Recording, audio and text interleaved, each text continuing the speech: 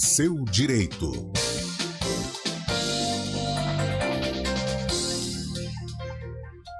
A gente falava de folga, né? Mas agora vamos falar de trabalho e muitas dúvidas sobre trabalho. Dr. José Antônio Cremasco, todas as quartas-feiras aqui com a gente no quadro Seu Direito. Dr. Cremasco, advogado trabalhista. Muito boa tarde, obrigado por estar aqui mais uma vez. Boa tarde, eu que agradeço. Boa tarde.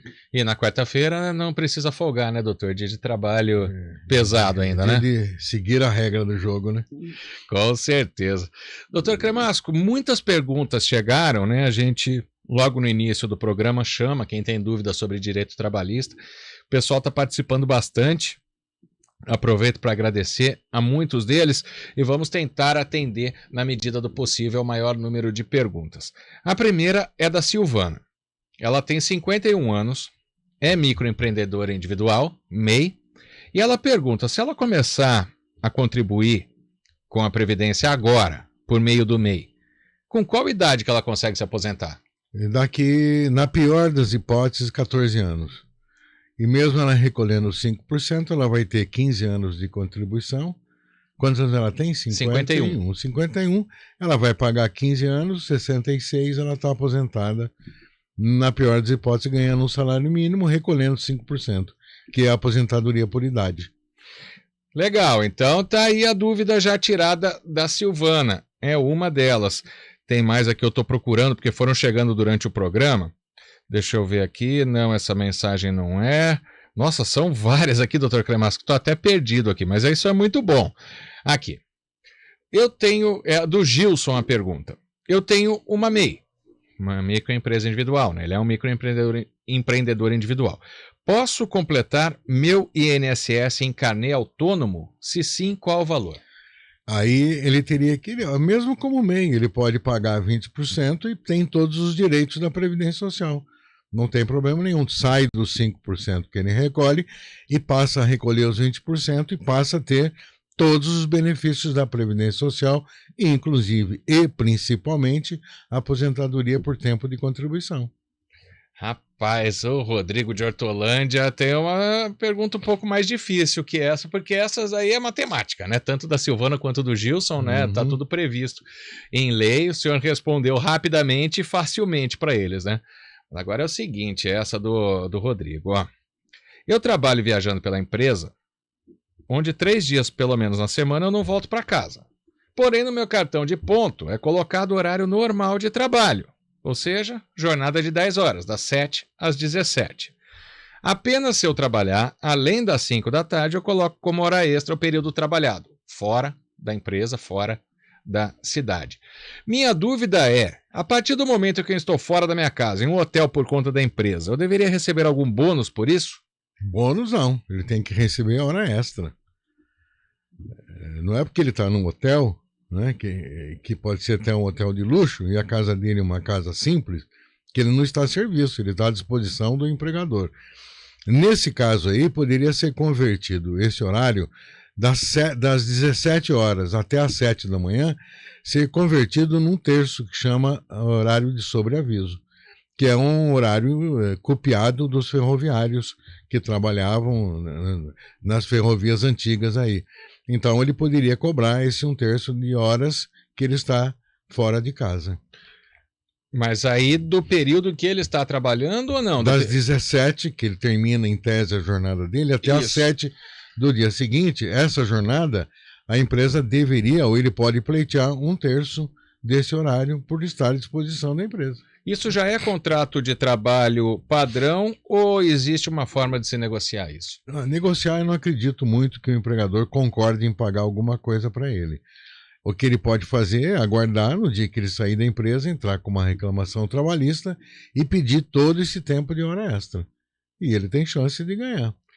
Agora eu vou para um outro ponto, doutor Cremasco. A gente sabe que hoje, né, a jornada acima de 5 horas é obrigatório 1 hora de intervalo, né?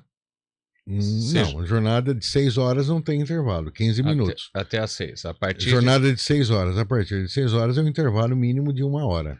Esse intervalo de 1 hora, ele precisa ser registrado? Como que não necessariamente.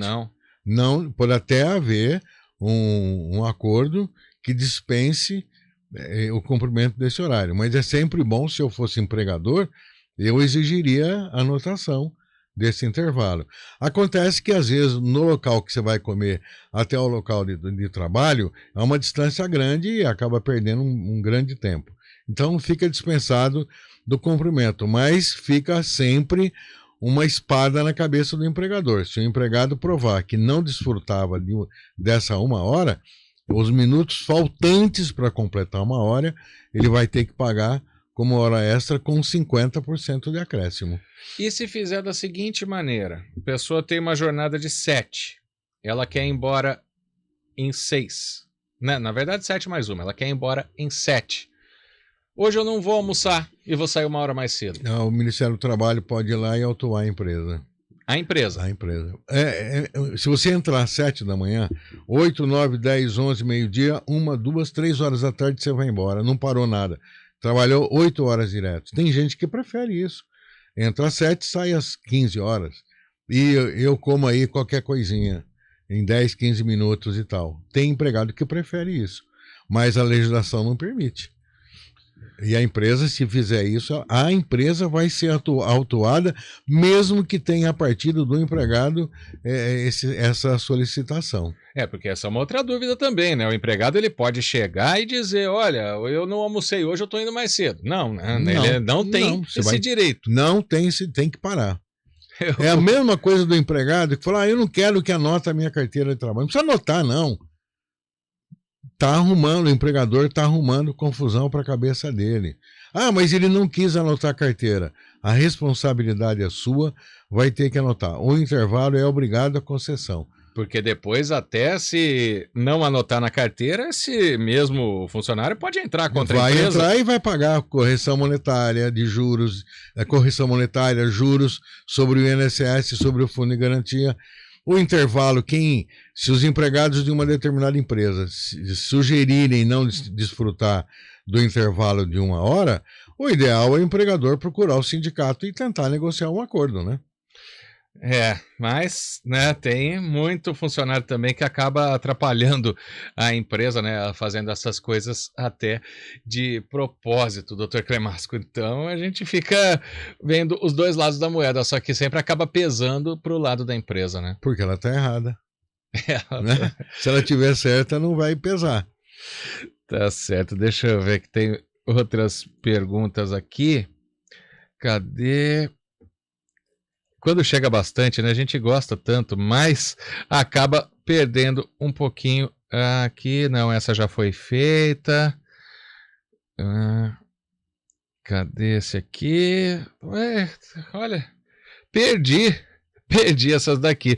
Agora a questão das férias, doutor Cremasco, já que a gente falou de um intervalo que é obrigatório, né? Quando tem que ter no dia. É um direito do empregado, ele não pode ter o direito de não ter esse direito. É assim que funciona. Exatamente. A questão das férias, né? Se vende 10 dias, isso faz parte da lei, é normal.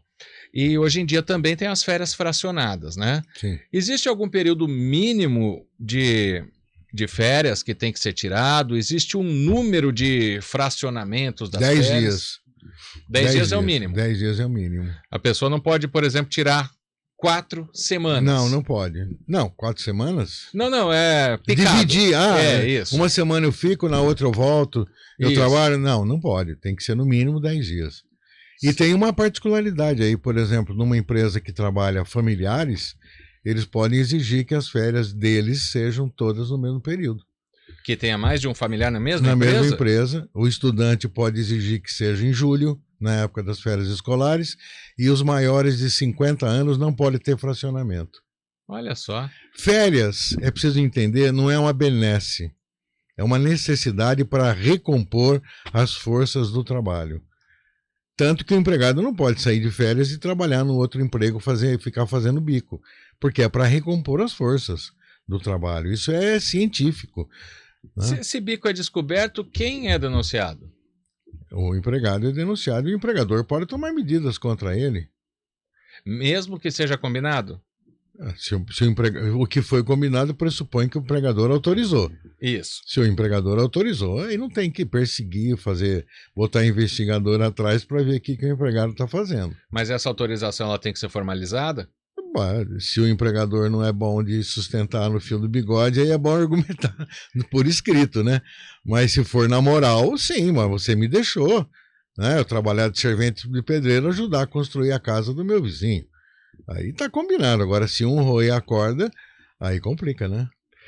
Semana que vem, então, tem muito mais dúvidas trabalhistas aqui. Você que eu não fiz a pergunta, eu peço desculpas porque as mensagens chegaram, bastantes mensagens aqui, cada dia mais pessoas vindo conversar com o Dr. Cremasco, tirar suas dúvidas. Então, o que eu não consegui encontrar no tempo, a gente faz na semana que vem, viu, Dr. Cremasco? Combinado. Tem uma folguinha na Páscoa aí, pelo jeito eu vou tomar chuva, pelo que falou a Juliana, e de 100 milímetros, hein? Nossa Senhora. Leva capa, galocha. Mas na quarta que vem, nós estamos aqui. Por exemplo, acabou de chegar a pergunta, mas agora o nosso tempo esgotou.